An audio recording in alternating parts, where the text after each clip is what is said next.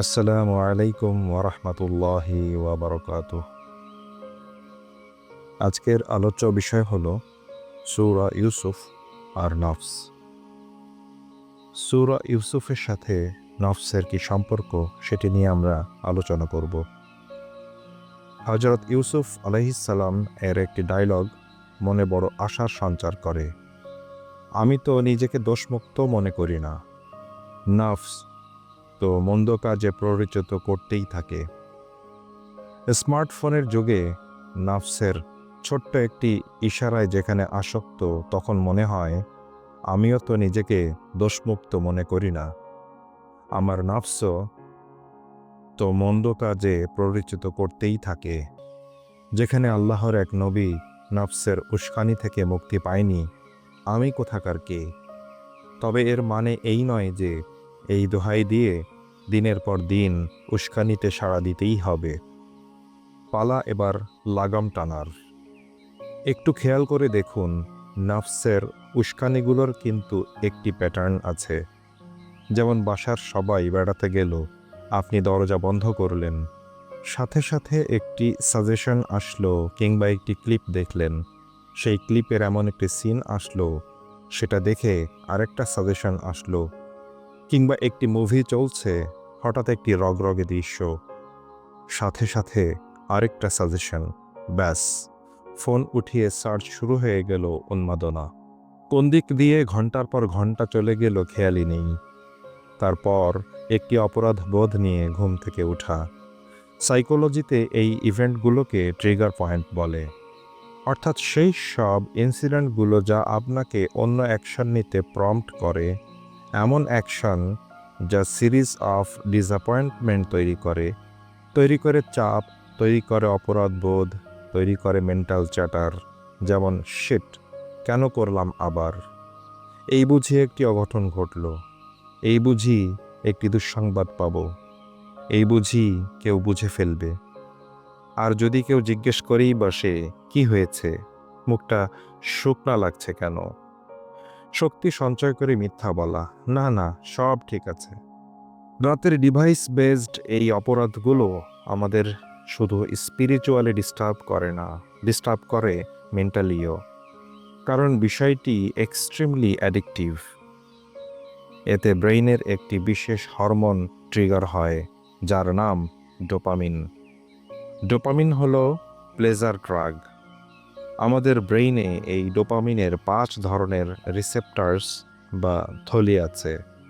এক এক থলির এক এক ধরনের প্লেজার সেন্সেশন রিলিজ করে।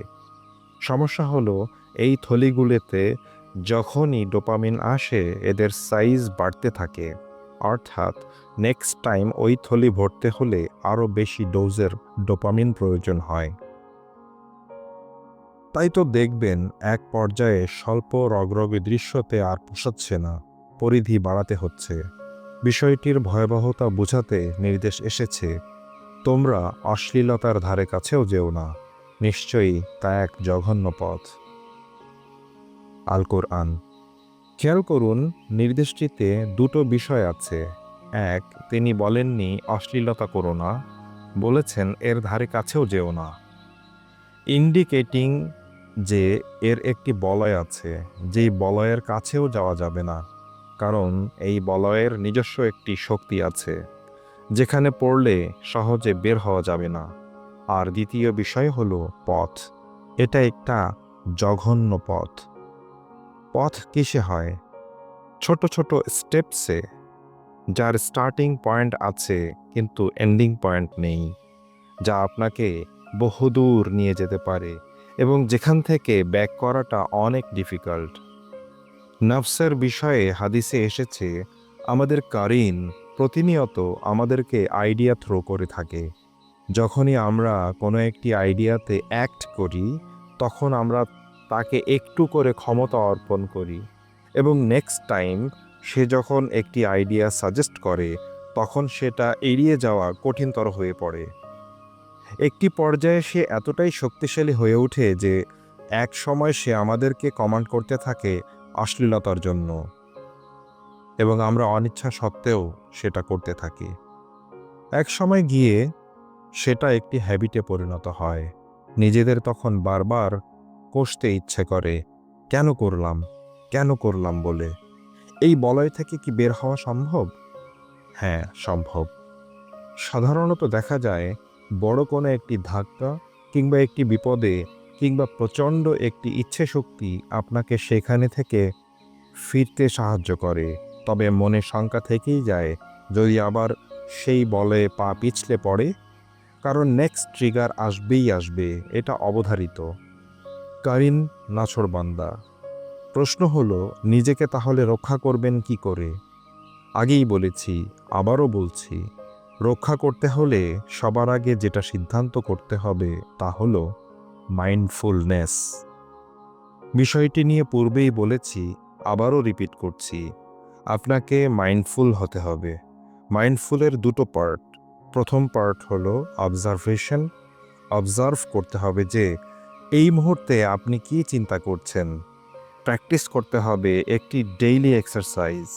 প্রতিদিন নিজেকে অ্যাক্টিভলি প্রশ্ন করবেন, এই মুহূর্তে আমি কি চিন্তা করছি, অথবা আমার নেক্সট চিন্তাটি কি। এটা রেগুলার প্র্যাকটিস করলে দেখবেন একটা সময় পরে আপনি সাজেশনগুলোকে আইডেন্টিফাই করতে পারছেন। দ্বিতীয় পার্ট হলো রিয়েলাইজেশন। রিয়েলাইজেশন যে একজন সব কিছু দেখছেন। রিয়েলাইজেশন বাড়ানোর এক্সারসাইজ হলো রোজা রাখা। খেয়াল করুন, রোজা রেখে আপনি কিন্তু কিছু খান না, কারণ রিয়েলাইজেশন একজন সব কিছু দেখছেন। এই দুটো পার্টের টার্মটাই হলো তাকওয়া। আর যিনি সব সময় এ তাকওয়া স্টেটে অভ্যাস করতে পারে তাকে বলা হয় মুত্তাকি।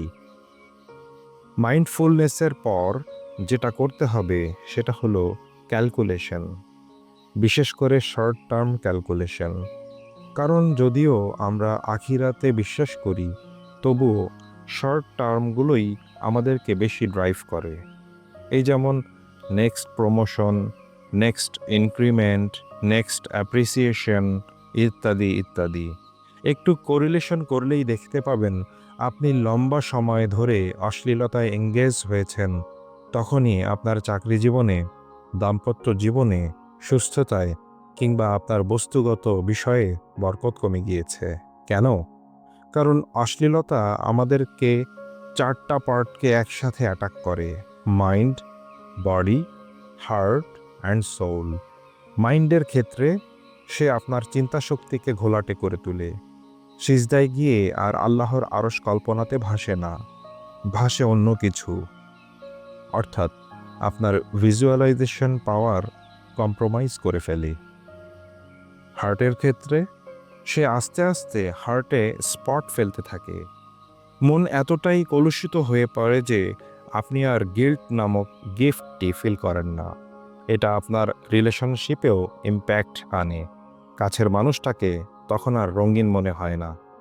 মোস্ট ইম্পর্টেন্টলি, যেহেতু আপনি ইন্টারনালি ডিস্টার্ব থাকেন, তখন আপনার টলারেন্স লিমিটটা অনেক কমে যায়। ফলে পান থেকে চুন খসলেই আপনি ছ্যাঁত করতে থাকেন। ফলে দাম্পত্য জীবন হয়ে ওঠে তিক্ততাপূর্ণ। স্পিরিচুয়ালিটির ক্ষেত্রে ডেডলি চিন্তা আপনাকে পেয়ে বসে। আপনার চিন্তা চেতনা একজন ভিকটিমের মতো হয়ে ওঠে। যেমন, এই বুঝি আমার সাথে একটি খারাপ কিছু হতে যাচ্ছে, এই বুঝি একটি সুযোগ হাতছাড়া হয়ে যাচ্ছে, আমার রব আমার উপর নারাজ, ওনার রহমত আমার উপর নেই। অর্থাৎ অবচেতনভাবে আপনি নিজের জন্য নেগেটিভ দোয়া করা শুরু করেন আর নিজেকে আনওয়ার্দি মনে করতে থাকেন। ফলে হাদিসে কুদসির কথা ফলতে থাকে, আমার বান্দা আমাকে যেমনটা ভাববে আমাকে তেমনটাই পাবে। যেহেতু আপনি ভাবছেন আপনার রব আপনার উপর নারাজ, তাই ধীরে ধীরে দেখবেন আপনার রিয়েলিটিও তেমনভাবে প্রকাশ পাচ্ছে। আপনার গুড লাক চার্ম হারিয়ে ফেলছেন, একের পর এক খারাপ নিউজ পেতে থাকছেন। এ যেন এক ডেডলি স্পাইরাল। আর সর্বশেষ বডির ক্ষেত্রে এক রিসার্চে পড়েছিলাম, গিল্ট আমাদের বডিতে একটা টক্সিক পদার্থ রিলিজ করে, যা ইমিউনের জন্য খুবই ক্ষতিকারক। তাই সে নানান ব্যাধি অ্যাট্রাক্ট করতে থাকে। তাই তো দেখবেন অশ্লীলতার কারণে আপনার গায়ের চামড়া রাফ হওয়া শুরু হয়, আপনার প্রেশার বেড়ে যায়, আপনার হার্টের সিম্পটম দেখা দেয়, আপনি উদ্যম হারিয়ে ফেলেন, আস্তে আস্তে আপনার জীবনশক্তি কমে যায়। তবে প্রশ্ন আসতেই পারে যে কত শত মানুষ কত শত খারাপ করে বেড়াচ্ছে, তাদের তো এরকম কোনো পেরেশানিই হয় না, আমার ক্ষেত্রেই কেন এমনটা হচ্ছে? ওই যে বলেছিলাম, হয় না পলিসিগত কারণে। একটি হচ্ছে গুড বয় পলিসি, আরেকটা হচ্ছে ব্যাড বয় পলিসি। উপরের কথাবার্তাগুলো কেবল গুড বয় এর জন্য বর্তায়। ব্যাড বয় পলিসি হলো আল্লাহ ছাড় দিয়ে রেখেছেন, যেদিন ধরবেন সেদিন খবর আছে, এবং আমলের উপর ডিপেন্ড করবে দুনিয়াতেই ধরবেন নাকি পরের জন্য উঠিয়ে রাখবেন। আপনার যদি এই মুহূর্তে খারাপ টাইম যাচ্ছে, তাহলে খুশি থাকেন, কারণ আপনি ভাগ্যবান। আপনি এখনও গুড বয় পলিসির আওতায় অন্তর্ভুক্ত। তাড়াতাড়ি পাপগুলোর কথা মনে করে মাফ চাইতে থাকেন। পসিবল হলে চোখের পানি ফেলে প্রমিস করেন যে এই কাজ জীবনেও করবেন না। ডোপামিনের আরেকটা দিক বলে রাখা দরকার। ডোপামিন আস্তে আস্তে আপনাকে প্রচণ্ড সেলফ সেন্টার্ড বানিয়ে তোলে। কারো সাথে কথা বলতে ইচ্ছে হবে না। ফিলিস্তিনে হাজার হাজার শিশু মারা পড়লেও আপনাকে নাড়া দিবে না। ভয়েস রেইজ করতে ইচ্ছে হবে না, কেননা আপনি তখন আপন ভুবনে বুঁদ। সো নেক্সট টাইম অশ্লীল কিছু করার আগে একটি ইনফর্মড ডিসিশন নিয়ে আগাবেন। কেবলমাত্র 3 থেকে 4 ঘন্টার সাময়িক মজার জন্য এত কিছু স্যাক্রিফাইস করাটা কি যুক্তিসঙ্গত হবে? পাশাপাশি মাথায় রাখবেন, স্রষ্টার কোনো আইনই অহেতুক নয়। এগুলো এস্টাবলিশ করা হয়েছে যেন আমাদের ওয়েলবিং এবং সোসাইটির ওয়েলবিং যেন ঠিকঠাকভাবে কার্যকর থাকে। প্রশ্ন আসে, আমি তো কেবল আপন ভুবনে বুঁদ হয়ে আছি, সোসাইটির ক্ষতি করলাম কই? করছেন, কারণ তিনি প্রতিটি আদম সন্তানকে সম্মানিত করে পাঠিয়েছেন। আপনি যখন আসক্ত হয়ে হেঁটে যাওয়া মেয়েটার দিকে তাকান, সেই তাকানোতে সম্মান থাকে না, থাকে লালসা। তাকে আর মানুষ মনে হয় না আপনার, মনে হয় একটি মাংসের দলা, যার কারণে আপনার নেক্সট স্টেট হয় সর্বনাশা। খুব সম্ভবত এই কারণেই অশ্লীলতার পরবর্তী আয়াতই হলো, তোমরা হত্যা করো না। বুঝিয়েছেন অশ্লীলতা মানুষ হত্যা থেকেও ভিন্ন।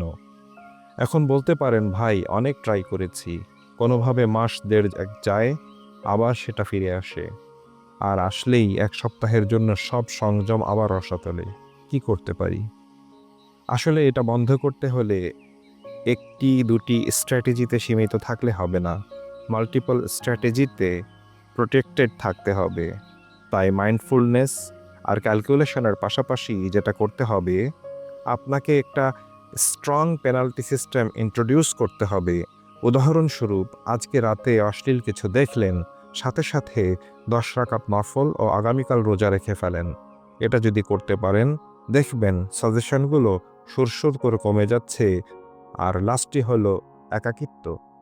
একা থাকা যাবে না, কারণ খেয়াল করে দেখুন, সাজেশনগুলো আপনাকে তখনই সিডিউস করতে সক্ষম হয় যখন আপনি একা থাকেন।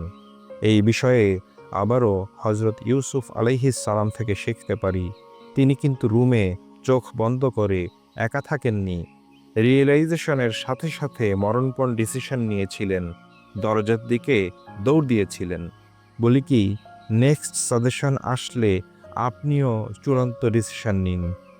ল্যাপটপ বন্ধ করে ফেলুন, সিলিং ফ্যানটি বন্ধ করে রুমের দরজাটা খুলে দিন। এতদিনের জমানো আমল কেন ছুঁড়ে ফেলবেন? অনেক তো হয়েছে।